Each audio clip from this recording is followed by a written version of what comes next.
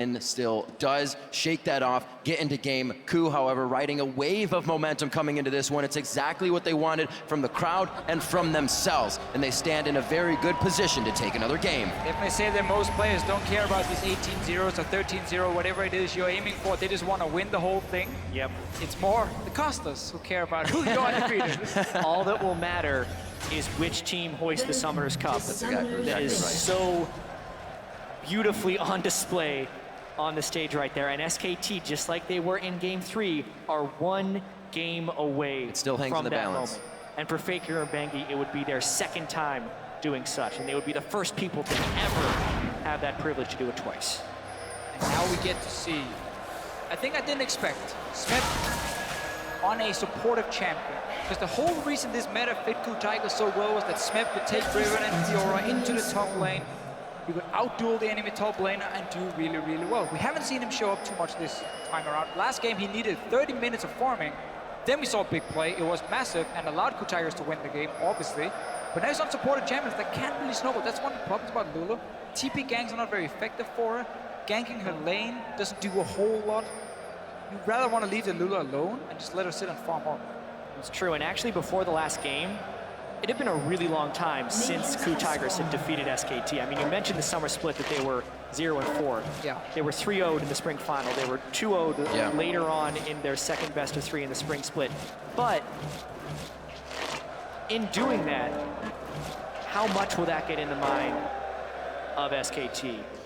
They need to be able to bounce back. Speaking of records, the last time SKT even dropped one game in a series was in August against Najin EM Fire, so it's not something they're really used to right now. You can see KOO's momentum wave flowing right into the crowd as they wave around the Mercedes-Benz Arena. SKT has done this before, where they leash for either Bengi or Marin to get him quickly to level 2, and then he can go to his lane, and he kind of has a small advantage. You see him get the Grump now.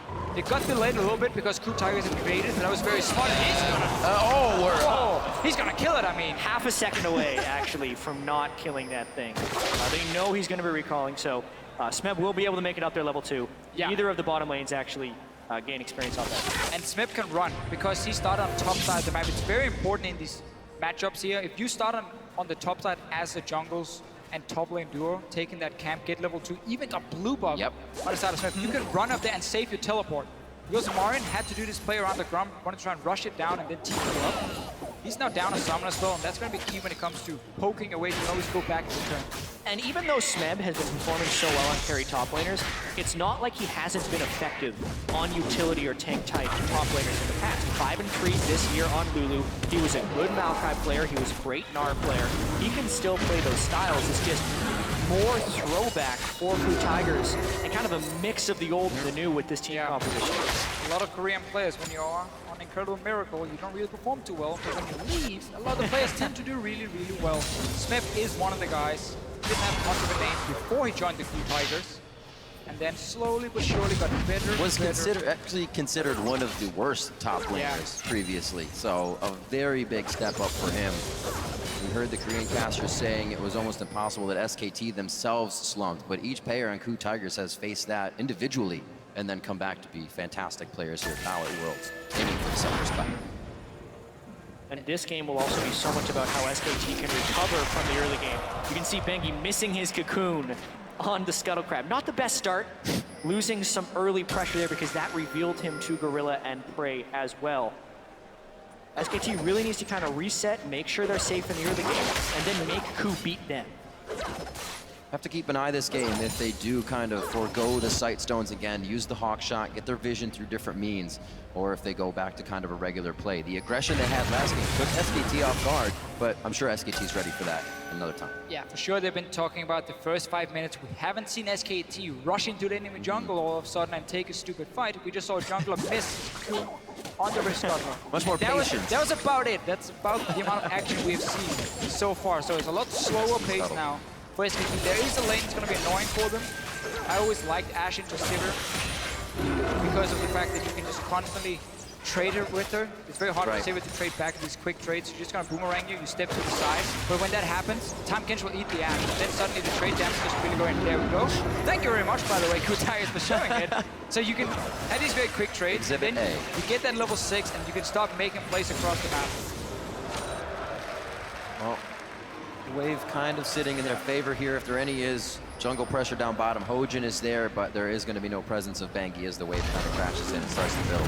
Yeah, and there was a slight early edge in that lane for KOO because SKT did try and pull for Marin, but we're not seeing the fruits of that labor in any of the lanes. The top lane is still losing to Smeb, although it is small, and then Prey and Gorilla, even with the wave being in their turret, were up about 8 or 9 CS, so nice stuff all around. Hojin, though, he sees, ooh, It's a pretty risky invade. Bengi just pulled off. He moved in on his own. Kassadin couldn't move down. The lane was pushed in. Gorilla and Prey down here is having control of the 2v2 as well. They could easily have collapsed on Bengi, but they didn't see him before it was too late. He got very early side stone. Has a few deep wards down. That's going to be important at least, so he gets away with it. Yep. But that could have been very, very risky. Smeb using that blue buff as much as possible to make sure Marin stays down, activating his Gnar off the minion wave as well, so he can't get pressure, but Marin just dodged, didn't take too much damage. Another condition that SKT will have to fight under is that Gnar bar. We'll see how they get around that once the time comes. A very early sight stone for Bengi to get more vision in. Looks like Hojin was towards the mid lane, but Faker pulled back, so they're not going to get anything out of it. low on mana. Not in a great spot. He's been pushing with that blue buff. Without it now, he gets himself out. The repel does not hit. That's exactly what Smeb needed to do right there. So often you see Lulu's greed and not successfully flash the cocoon away there, but he knew he couldn't speed himself up very well. You knew he was low on mana, and it's just, aside from getting caught in the first place because you're pushed up at 6.5 minutes without wards, the gank escape was perfectly done. A little bit annoying for Bengi as well. He knew the minion wave was coming. It's like either I fire the cocoon now, or the minion wave will arrive and I can't do it, and he can hide behind them and so on. But pulling the trigger. Well, that flash is down. Bengi wants to at least get coverage up here, or since Marin is pushed up pretty low health, they want to see if Hojin's going to make a move. Hojin, however, likes to counter gank himself, so make him up here very, very slow. Not get himself in any trouble. Actually goes down bottom, knows Smeb is safe. He's going to get some vision of his own inside the jungle. This is a little, At least knowledge. This is a little bit more of the bracket stage Hojin that was looking ineffective. He's wasted a lot of time so far in this game. Not only in the bottom lane beforehand, when the ward is spotted by Bengi, the ward yards in place, he canceled his recall, cleared an extra ward, went back to base, and then a very late counter gank attempt in the top lane when Smeb really couldn't have even been dived since he just teleported back to his turret at absolute full health. So some inefficiency is coming out from here. Yeah, and as soon as you show yourself as a jungler in the early game, you give so much information to your team. Because okay, he's top side, suddenly it's open for you to go into the enemy jungle on the bottom side. If you want to reuse some of your wards, you can keep control that way. So whenever a jungler wastes time by showing how they can shoot now, it ends up costing more in the long run. Because of their vision, you lose. And one of the bigger costs of that is the fact that Faker still gets to farm up freely on Riot. He knew it was going to be an easy lane, but when he's able to dodge the jungle pressure so easily, he's gone tier into a Mana Crystal. He's going to be going Catalyst next, but he is completely maxing out on damage early on here. And you can see it's almost told as well. If you look at the items in the side of Smeb and Kuro, they both have Catalyst, which means they'll be doing stacking as well. The cocoon comes out. Hojin flashes in and gets the knockup, saving Smeb's life. Can they retaliate here? It looks like Bengi and Marin have gotten too far away, but what a save for Smeb. A lot of things happened right there. Faker tried to TP in behind his wall, but Koro managed to interrupt the teleport from Faker, and then obviously we had this no-flash Lulu running from the river. SKT thinking, oh, this is gonna be a kill, and Hojin shows up to save the day. Everyone had to do the right thing to avoid dying there, which is a little bit dangerous. Flashes were blown in the mid lane as well. Looks like Faker and Kuro went hard, so there's no flash for this. Hojin in a real bad situation with the last bit of mana. Faker takes him down 2v1. This was one of the problems we mentioned a little bit in Champ Select, how Kassadin in the early game with the Catalyst, he can't really burst down the Ryze. And then whenever you jump in for any fights, Ryze can just turn it around. I figured there wouldn't be any fights right now. You're going up against Faker, charging things up. Of course he knows how to play that, and it's a tell to have two Catalysts to say, we want to hang. And it remains to be the greatest mystery of worlds, how Faker's the only one playing Ryze in the mid lane. But I think true, it really is. We're learning more and more about why that's the case. It really feels like he's the only one that truly understands Ryze. Because that was easy for Faker. He burned Ignite in a 1v2 and got an easy kill. And Flash was already down from a 1v1 that they just had as the teleports went towards top, so. Yeah, really bad playing game it by very Hogan well. and Kuro there. So KOO Tigers in the last few games, on average at 10 minutes, they were 1,084 gold ahead of SKT. This game, we have not seen the same SKT come run in head first and just risk losing members, giving up kills they shouldn't have in the early game. They're playing a lot slower. Bing has been getting some deep wards, and this time around it's SKT who has the lead at 10 minutes. We also know they have the better late game shot calling. Yes. As a team, we have seen that now. Suddenly it's looking a lot different. Very controlled from SKT, not trying to get themselves into crazy engages behind tier 2 turrets at the start of the game. Already setting the pace that they want and that they can control. Yeah, and here's what SKT is trying to do. They want Faker to scale up a little bit more into a Rod of Ages. They want Marin to stack magic resist so he's nearly unkillable by the Lulu and Kassadin. Those are two very low sustained damage mages, and Ashe doesn't do big damage until later in the game. They're gonna fight him mid though. Oh, is behind them. Wolf comes up the river behind everyone. The arrow into Bang is actually spell shielded nicely. So ult for ult there, but the turret is saved in mid lane. And I really like this play here from KOO Tigers. When you play against a Kassadin or a Ryze, things that can't easily clear the way, you them instead fighting close, or Faker would have to use his ulti, and then the next wave you would be able to clear it out. You gotta be able to move in your AD carry and your support to that mid lane, pressure that tower, because so often you get so much free damage before the other team reacts and sending their AD carry to defend. KOO Tigers had pushed out the bottom lane. We mentioned how with the Ashe and Tahm Kench, they can have these globals to move to the other lanes, send them straight mid lane, get a lot of damage before Bang reacted, and SKT has to fight them to stop the push. And this is where SKT plays the best. So many flashes were blown from Prey and Gorilla on the last fight. They know they're safe to do this, and they start taking the advantages little by little. Hojin gets pushed out by the ultimate of Faker in the mid lane. He actually should be okay here with the blue buff. Rune Prison back on the curl, and everything is safe. Again, Dragon number 1 goes to SKT. Really easy Dragon 2. Smeb didn't have the teleport up in the top lane. Faker is beginning to manhandle this mid lane. Abyssal Voyage towards mid. This isn't to kill Faker, Pressure, this is to kill the turret. They already know the turret is low and Faker can't clear the wave well. Exactly the same play we just saw before from KOO Tigers. They know Faker on the Ryze cannot lead. He already used the ulti. Safe play from KOO Tigers. Very low risk, and obviously gives a great reward because you get a mid tower down in 12 minutes. So I really like those two plays, and it's one of the things that Tahm Kench offers.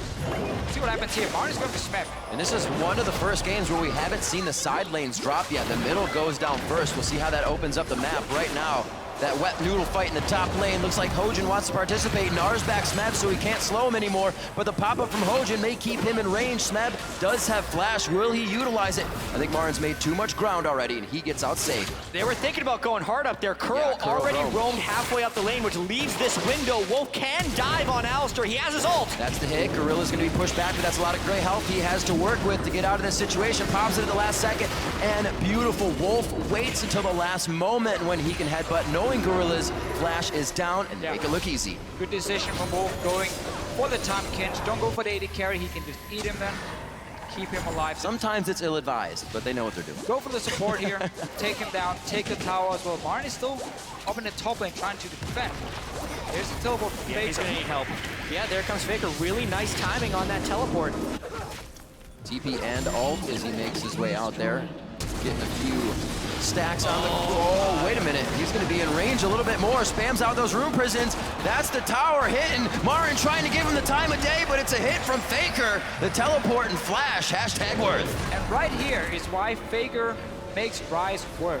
He knows exactly when he can flash forward and just unleash his entire combo, keep you basically locked in place. The fact that he knew he could gap close the entire lane against the Lulu is incredible. Yeah, you have very small windows of power on Ryze, and Faker is able to show up in these situations where the enemy isn't tracking the Ryze cooldowns as well as Faker is.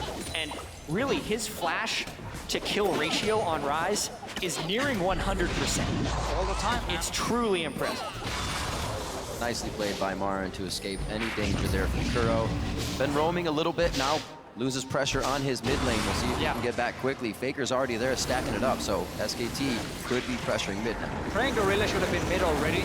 Now they end up having to use the ulti here. Let's see what happens. Oh, hello, the AD carry Abyssal Voyage. Gorilla and Prey come popping out as Hojin on the other side, and that's going to call Marin down, so a little bit of a fight in the mid lane that nobody wants to take until everyone arrives. When you play with a Kassadin, As soon as the laning phase seems to be over and we have these roams happening, skirmish all over the place, you need to get that Kassadin away from the mid lane. Because again, he will not be able to defend if SKT groups on him. So you have to move Ashe and Tahm Kench earlier to mid lane, so you didn't have to use ulti here from Gorilla either. You have that now global pressure because Tahm Kench can go to either lane with his ulti, and he can take Prey with him or Hojin with him if needed. But you need that AD carry to sit with the supporter to be the defensive mid. Obviously, it's not insane wave clear from an Ashe, but at least long range. Bang now gets a lot of time on front lane because KOO Tigers just had to move Kassadin top, then move AD carry mid, very delayed. They were constantly a step behind, and that's what SKT is used. Exactly. Kassadin and Ashe, when you compare that just to Sivir and Ryze, Ryze and Kassadin, Ryze would actually have a little bit better wave clear than the Kassadin, but Sivir's much better than the Ashe. Yeah. They're playing the pressure game. This is the game that SKT had a huge compositional advantage in Game 3, but then we're getting picked off too many times. But the conservative nature of what SKT is doing with the windows of aggression is more the SKT that we saw in Games 1 and 2. And you're going to see SKT move Ryze down to the bottom lane and then keep the Sivir in mid lane. So you now have 3 lanes basically pushing for you. Sivir can instant wave clear in here mid, always get it down to towers of Prey stuck there defending. They have full vision of where Prey is on the map. Ryze is not going to be challenged by anyone in a 1 versus 1. We've seen what happens when Kassadin jumps forward. Lulu is not going to do it. So there's going to be 3 lanes where SKT can push them down.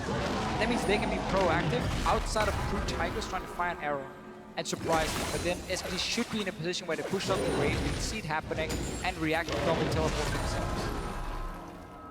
If any mistakes are made at the same time, they'll get way more than just 1 turret in that situation. SKT takes a mile when you give them an inch. 3-0 already. This time they have the 2,000 gold lead, and we did see the early sight stones coming in from KOO this time. It wasn't just the run into the jungle, find a target, and make it happen. They don't have that pick anymore to work with. Sivir with the spell shield is hard to catch out for the Ashe. So if you want to make that play, Bang's been so good at spell shielding it. Exactly, and you have Wolf as well with his ulti. So not really any target you're aiming for mid lane. Leaving the repel up in the air. Yeah, a lot of denial there. Mainly they're trying to hit Faker, who's going to be having some resiliency of his own with the Rod of Aegis being completed. And the Seraph Embrace going to come online pretty soon as well. So the arrow targets have to be pretty tricky. Maybe they'd have to hit Bengi before he can repel up. Could be one of them. But it's harder for KOO to find the kills in this game, and their aggression has definitely been toned pretty far back from last game. And we looked again at this double teleport. Marin once again has gone for the storm very early on. Less cooldown on the teleport. He was one of the first guys to really start bringing home guard when TP top became a big thing, and he was so good at Malphite and so on, always creating flanks with it. Now he's changed that. Distortion is that less cooldown has more value for him in this game. So double TP. Yeah. Less cooldown on one of them, stronger side lanes as well. Well, I also think it's just a smart adaptation to the way the game is being played. So much of the teleports are matching each other's teleports, so when you match, if Martin has distortion boots, his is up sooner, and they can then win that play. But Smep should have noticed that, and he can copy it and do exactly the same. We've seen 3 games in a row now from Marin, and if it's gonna be a problem, which it will be, because again the cooldowns are so important, I feel like you can adapt on the fly. Are they going to dive top? I was going to say Hojin spending a little too much time there for just a ward, but it looks like they do decide to go with it. But they're giving SKT way too much time. Also, a teleport is still up for Faker. They're fighting the other teleport in Marin, but they don't have a minion wave. SKT has already mobilized themselves towards top. And I think another thing we haven't talked about, as we saw with Smeb and Marin, just like slapping each other very weakly. Super tank Marin. Kuro can't create any opportunities on his own against Ryze, and Ashe isn't exactly your dueling AD carry. KOO Tigers really needs to wait a long time before this team composition comes online, and they're actually at the mercy of a lot of the power spikes from SKT thus far. Faker realizes he is sitting right on a ward, hatching it, and the team wants this right now. Doesn't look like KOO's gonna get much, and they lose pressure in the top lane. Smeb went to TP, but he did not go, so he gets this turret. Because SKT keep pushing down all 3 lanes to the towers of KOO Tigers, they can see as soon as people are missing. Like, oh, you just left mid lane. Let's make sure our top laner is aware. Let's make sure Faker can teleport up in case it's needed. And we saw all other members from SKT already run through their own jungle towards that top lane in case a dive would happen. I would like to see Prey instead recall, run from the base and then fire an arrow down the lane here. That's very hard to dodge unless you have flash up. And it's also a lot harder to predict. Okay, where's he going? Is he going top? Is he going front lane? If he moves from mid lane after playing a wave, SKT sees it. Such an advantage as well now with Faker having that teleport up. KOO has to respect the bottom lane push, so he's forced to rift down as the rest of the team tries to hold off middle. Marin's gonna go ahead and pick up red, and that will just create more of a possibility for SKT to kind of reel in these kills. Just farming it up. Marin against the blue buff Lulu, still up in CS there in the lane. By a few, doing what he can to stay in this game. Strong Gnar play, good build in Absolutely. this situation he's in too, because he knows it's going to be a very long time before break can sufficiently hurt him. Nice steal by Benji right now. That hurts. Yeah, SKT is systematically kind of just taking away KOO's win conditions. They're keeping the waves pushed up, the teleports from Smeb are failed, the Tom Kench, if he ever goes missing, SKT's able to fall backwards. And they too scale very well. Faker on Rise will be a late game monster, so they're really making KOO commit into these pretty risky plays in which they haven't been willing to. And honestly, Frey is still sitting on Infinity Edge opponents, so it's going to take a long time Marin before Kutari can make this play. not really worried about those fights, worried about being a tank. Stair's Gage, first item. I think it's great when you have a Sivir, when you have an Alistar, something that can set up the fight for you and help you stay in there, give you extra mobility, because you become such a monster once you're in the middle of the fight, and obviously the shield pops, you get the extra AD for yourself. That's gonna make him really hard to deal with in the fights. And obviously, again, he's not afraid of the Lulu killing him. He has enough magic resist.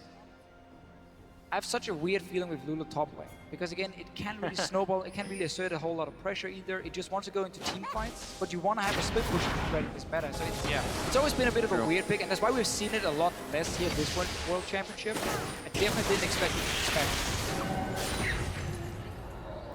Backs against the wall, Fiora not in his champion pool there because it was banned away, so I understand why they went for it in this situation, because they had so much success in Game 3 by going with something completely different, a full pick composition. And they are stalling this game out as well. SKT as well as KOO Tigers are kind of playing the slow game.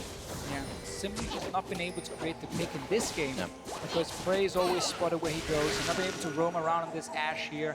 Double teleport makes it so difficult, because all three lanes have always been pushing down, slowly chipping away on the tower. Faker hitting that Saris Embrace as well. He's going to be even harder to kill now. 10 stacks towards KOO's Rod of Ages. Smeb is almost there, so those items coming online now as they put a few more in their pocket. Faker almost at 10 stacks on his. This is going to get very, very volatile quite soon. Level 11s are on the board. That means they have their second ultimate. Dragon is going to be up in a minute 40. It'd be a perfect time to get more summoners or ults out of members of SKT here. 22 minutes in, it's a 3,000 gold lead for SKT with 2 dragons already in their favor. Yeah, and this could turn into a 3, 4, maybe even 5 dragon stall game for SKT. It'll be really interesting to see when KOO Tigers tries to contest the dragon, because they really haven't been in strong position to do so. They do have 2 Rod of Ages though, stacking up pretty heavily. Yeah. When they get a death cap onto Smeb, if they get a death cap onto Smeb, and when KOO completes his Zonias, is there opportunity to create a fight? It is, and that's what they have to pull off. The problem is, SK Telecom, they have no reason to rush in and take a 5-on-5 fight. Again, when you have the map pressure, you just keep pushing the lanes, and you wait for that moment where KOO Tigers sends someone down to defend the bot lane tower, and then you make a play on the opposite side of the map. But that's where you rush the Dragon while Cassidy is sitting and clearing waves at his own tower down here on the bottom side. And then you always have that small advantage coming into the fight. If SKT suddenly just rushes Dragon for absolutely no reason, that's where KOO Tigers will have an opening. Land an arrow, get the engage, try and win that fight. Seeing how SKT could play this one. Marin in the top lane, looking to build that bar. Would be a great time in 30 seconds to have that Gnar out. Faker and KOO already on the bottom side of the map, adding that pressure. With Dragon coming up, you can already see Gorilla kind of waiting in the middle of both top and mid. Or I should say bottom and mid. His home guards, and he's sitting in base for a long time now. He's waiting to TP somewhere. He's going in bot lane now. Just going into the river brush, but it's going to be KOO getting dropped immediately. How did he even think he could take that fight? Saris Embrace wasn't even used by Faker, and they're ready to keep going for the fight. Gorilla chomps up Smeb as his teleport comes in. Prey gets caught way off on the wing here. KOO was not ready to take any sort of fight. They thought it'd be a single 1v1 with their TP being the advantage of the bottom lane, but they have been turned on their head for this engage. Marin, no red buff, just the slows from the boomerang, but it looks like KOO is able to stave off any more deaths. 2-0 there for SKT. KOO has no idea how to deal with Faker. That is the thing that is losing them this game. 4-0-1, 100% kill participation. And also, 2 of those kills were 1v2s, and he didn't even have to burn flash while killing them. This is a big misplay by KOO to be walking in range of Faker when he's capable of doing that. Faker has complete mastery and knowledge of what he can do, and you can tell KOO has none of that knowledge. I just love this matchup here. He was last picked, the Rise into the Kassadin. Kassadin shines when he uses mobility, get multiple ultis off, but Rise is able to lock him in place and burst him out. Keep in mind, you're also a champion who wants to go Hourglass second item. There's nothing against the Rise. He just got completely destroyed. Tom Kench was trying to come in for a larger flank. That's why the Castion engaged. Oh, yeah. He was interrupted on the other side of the fight. They had Homeguard TP coming, they had Tom Kench coming, everything was set up. But you need to get that arrow in first to stun that Rise, because we see what Faker can do. The amount of damage he's pulling off already. Can't let him freewheel like that. And again, a game they're building, the face of the mountain fully, it looks like on Gorilla. Merc treads around, so they have what they need in magic resistance instead of building that Aegis. The Locket's already completed for Bengi. They're not worried about any of that AP damage, so Faker can still wreak havoc on these members of KOO. It's not looking good, and we've said Faker, Playmaker really hasn't been here this world. He's just waiting for the final place. I think he's been having a great final so far. See what happens here, Gorilla? He's caught. The gray health is there, a flash over the wall possibly. Doesn't even get a chance to gray health on that one. A good crit from Bang and the execution from Bengi. And it looks like a little too far into the turret as they're getting flanked by KOO here. SKT still knows their limits, and they get one kill there and have mid pressure. The walls are crashing down around KOO towers right now. Playtime is over. Yeah, Marn is also unburstable for the most part with the Sterix gauge as well as the tank items. The team is engaging in the right moments. The waves are crashing down on KOO Tigers. They don't even have Ash Hour right now. SKT is in complete control and look to be on their way to their second world champ. And this is where SKT does their best work when their opponent's being smothered. They don't know how to assess a fight. They don't know where to go once the fight starts. And SKT continues to pick you off one by one, grabbing a little bit after that. And it looks like they were looking for a few more kills there as they enter the jungle with the Tigers. Coming up empty-handed, they're still happy to be in the lead with all the map pressure right now. And what a mental recovery by SKT. They died 29 times in Game 3 to the KOO Tigers, and 26 minutes into this game, they are yet to suffer a casualty. Undefeated throughout all of Worlds. Play kind of badly in Game 2 early game, come back. Play even worse in Game 3, get beaten. The crowd is completely against them at the end of that game. KOO Tiger chance coming in, and they are playing close to a flawless Game 4. Very, very clear after the game. Sit down, took extra time before they even returned to the stage. Yeah, they did. And just talked over and said, okay guys, we have absolutely no reason to risk this early game. We know what we can do later on in the game. Play it safe. Doing it in this game here. Double teleport coming in. And KOO Tigers also surprising us again in the pick and ban phase. This time around, I definitely feel like it was for the worse, especially when it came to this Lulu pick in the top lane. The first 3 picks were great. Rek'Sai, Ashe, Tahm Kench, it looked really good for KOO Tigers. Then it was a blind pick casted in, and it was It's just going to mention that. Coming in maybe a little too strong-headed there. Obviously, still could have worked. Seen the blind pick Castedins come out very strong, but Faker knows exactly what that matchup is about. Pulling out the Rise one time after the other, continues to play it to great success. Yeah, and comparing the team compositions between Game 3 and 4 for KOO Tigers, Game 3, everyone was a playmaker. Lee Sin for Hojin. Ashe and Kassadin still the same, but they had split push pressure from Smeb on Fiora and a Thresh for Gorilla. Tahm Kench is an annoying support. He's mainly a defensive user. He's beautiful. And then he punishes positional errors, but he's not the same type of playmaker that Thresh is. So substantially less playmaking for KOO. And that's one of the great things. They kind of threw caution to the wind. Oh boy. But now SKT is playing their defensive controlled game. This is their risk. Teleport almost up for Smeb on this one. He's clearing the bottom wave. It looks like the team may not even try to take anything. Hojin gets hit out. A very late arrow, though, still allowing SKT to fight. The Gnar misses off of a flash there by Gorilla, but Baron is now up, and the fact that the waves are already crashing towards KOO makes this so much more difficult for them. Remember, it's a home guard enchant. For Smeb, less cooldown or more cooldown.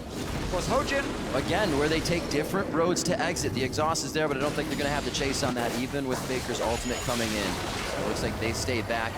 KOO now trying to hold off mid. The flash was used by Prey, or I'm sorry, heal was used by Prey. The TP coming in to save the minion as well as engage in a fight. Smeb gets the wild growth on himself. What a static shiv crit. And it looks like that could be a final kill. Nicely done coming in. The Toxin from Bengi picking up a kill onto Prey as he had already used heal. He could not get himself away. And Gorilla also falls after flashing previously. And SKT's going to take a lot after this one. The wave clear is gone for KOO Tigers. They had to go back to base. They have Baron buff and 5 people alive for SKT. How hard do they push this in? They don't have many waves pushing the side. It could be towards the top before Prey and Gorilla get up to get that second tier turret. They have a pretty good minion wave halfway there, but I don't know if they'll have time. Maybe they just have too much money to spend at this point. 11.5 thousand gold in the lead right now, and still a flawless game of 8-0 as we just hit 30 minutes. Yeah, no reason for SKT to risk anything. Just go back, return out here, Right. take another dragon, you get 4 for yourself. And really, Whoa. just the way they've been sitting in this 1-3-1 as Marin is trying to run away, Hojin comes in. Beautiful hop. The whimsy from Smeb could get him there in time, but it's all about KOO being there. That'll take him a lot more time. This gives SKT time to move out on the map. Marin staying alive for quite a bit. Yes, it's going to go to KOO, and I guess SKT did not get too much out. Thought Marin might make it a little farther, but that was a good pickup. First small sloppy mistake we've seen in this game from SKT. Yeah. Marin Shutout. just being a little bit too greedy for trade, I think, against Smeb. He's Oh my getting goodness. Baron off of one member. Very good here for KOO, but still quite a bit of Baron to be used by the rest of the team's Faker to the bot lane, but he's got to be wary now. Yeah. He does not have his teleport up, and you can see that Take before. Dragon. Just take No Dragon. biggie. And I'm looking at this Ashe pick here for Prey. Normally he's a fantastic Ashe player who's able to set up a lot of picks for his team. That's 4. Obviously one of the reasons KOO Tigers value it so highly. But what SKT did in this game, that was very smart. First of all, Sivir, who can spell shield the arrow. Ashe, Alistar, who can obviously pop his ulti. We talked about the Elise, who can propel up into the air. There was no easy target for Prey to hit. We mentioned this earlier. There's no easy target for him to hit in the mid lane. And that's normally how you stop a 1-3-1 with Ashe. You say to the other team, if you split up in side lane to be hard engaged mid and you die. They're setting up a play. This has to work. This has to work. Faker onto KOO. We've seen this before. He dodges out. The minions in the mid lane gave him a bit of vision here, and it looks like he's going to be able to stay for the full fight. Hojin gets eaten up, and they're trying to get out of this. A cocoon right across the mid lane could keep someone in range, and it's going to hit Gorilla. That's going to be the fly-in from the rest of the team. The Grey Health and Wild Growth is on. Everything once again for KOO being used in defense when they want to try and get in offensively.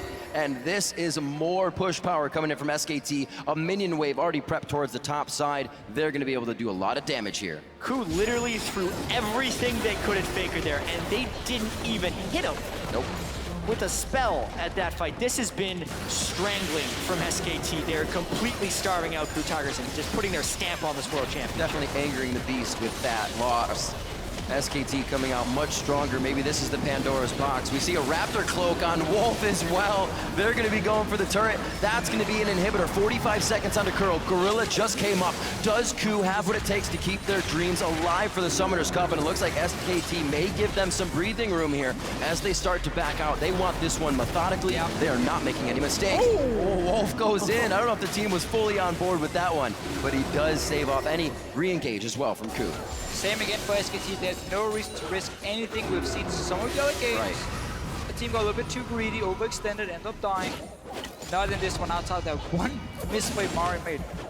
It's been a perfect game almost. And a surplus of items now coming out from the side of SKT. We talked about the spell shield. Bang, if he misses it, he also has the Quicksilver Sash. Now Faker's got his Rabadons on top of everything else. Yeah. Deadman's played on the Sterix Rage and a Banshee's Veil in the top lane. So many things to help them mitigate the crowd control in KOO's fight. It just seemed like KOO invested everything onto the fact that they could always engage with Tahm Kench and Ashe, so they didn't need to bring double teleport. They could start these fights. But then they didn't realize how many members from SKT could avoid getting stunned by that arrow, and suddenly the 1-3-1 was going to be a thing. Double TP. There's just been no answer to that. It's so hard to play against unless you get that massive lead early on, which they did. Yeah, and I mean, this game, if SKT closes out with this 13,000 gold advantage, is almost classic SKT. It's exactly the way they want to win the game. Nothing incredibly flashy. Faker dominates the opposition.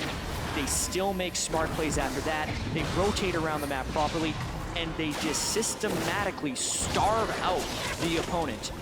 KOO Tigers, last stand, 2 inhibitors down. Here SKT comes. On the hunt, goes in. That's going to be Hojin in a real sticky situation. He goes down a full 3-man Gnar ultimate. That's going to be Smeb down now. Eyes onto the 80 carry, but the support hits. It's going to be KOO out safely. Prey, however, has to run away from his base.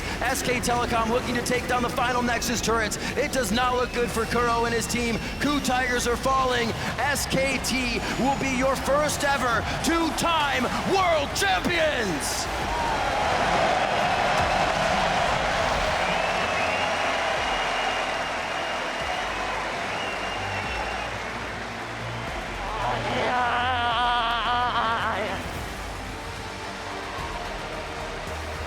almost perfect run. The emotion on the team being felt. You could see it on Faker's face. An almost perfect run here for SKT. Thwarted one game, but come out the victors and get to hoist the Summoners Cup a second time. Faker, Bengi, and Koma, the repeat champions here. And if Faker's legacy wasn't cemented enough, that last performance on Rise, he made it look easy. Faker, playmaker. He showed up, especially in the last game. Had a good final overall. Other members from SKT we always have to highlight. Bengi, in this game on Elise, had a massive impact, but Bang really for me as well as an AD carry. In these fights here, he's never the guy you talk about. When you look at SK Telecom, you look at the big names like Faker, Marin in the top lane. Bang is just consistently always there for his team and doing well. It's gotta feel good for these guys. An amazing record throughout summer to the end of Worlds. 53-7. SKT puts up an amazing show. Now they get to hoist that Summoners Cup. Also, KOO Tigers, you saw them still in good spirits. They had such a tremendous year. But ultimately, this is the year of SKT. 2 LCK championships, spring and summer. Perhaps the most dominant split or total year we've ever seen from a Korean team. And it all culminates with that 13-1 slaughter of KOO Tigers in Game 4. I think one of the biggest things you mentioned before, gentlemen, is the fact that the slump in Game 3 wasn't even seen in Game 4. They knew exactly how to repair any of the errors and bring themselves right back to the top of the game. That's when you know it's a great team. When you can lose a game in a best out of 5, but then instantly Turn it around. Fix everything, you're ready for the next game. I can't believe how much restraint SKT has. Just grab it. As a team, they will do so.